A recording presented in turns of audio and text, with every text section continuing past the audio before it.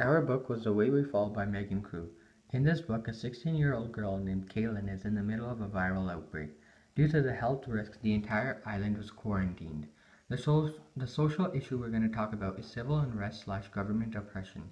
Civil unrest is an issue that is commonly associated with events that involve public disruptions caused by unfair and cruel treatments of the citizens from the government.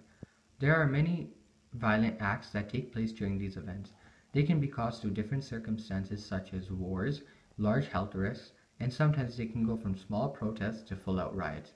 An example of this could be the current social stability level in Syria due to the ongoing civil war and the quarantines of Sierra Leone, Guinea, and Libya along the west coast of Africa.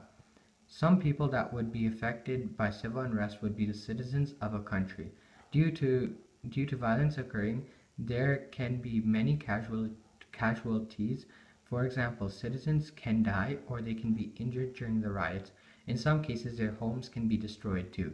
This is a very important issue because it shows how in some cases the government is unable to keep their societies under control, which lead to public disruptions. This is an article published by the Toronto Star which is talking about a recent suicide bombing by members of ISIS in the Syrian capital of Damascus.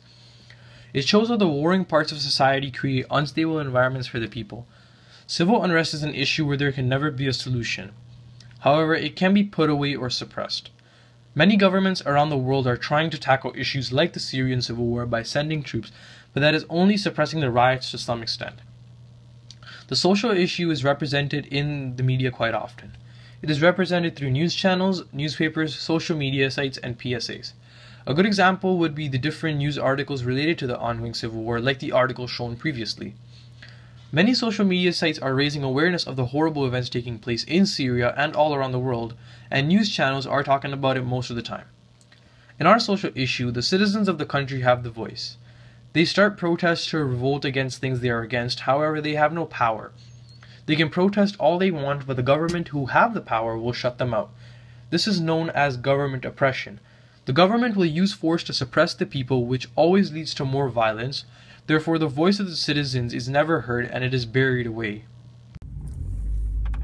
I can connect the book back to the social issue because in the book, when the government was handing out food to the people when the island was quarantined, the public was rioting. As quoted from the book, the crowd surged forward as the boat docked.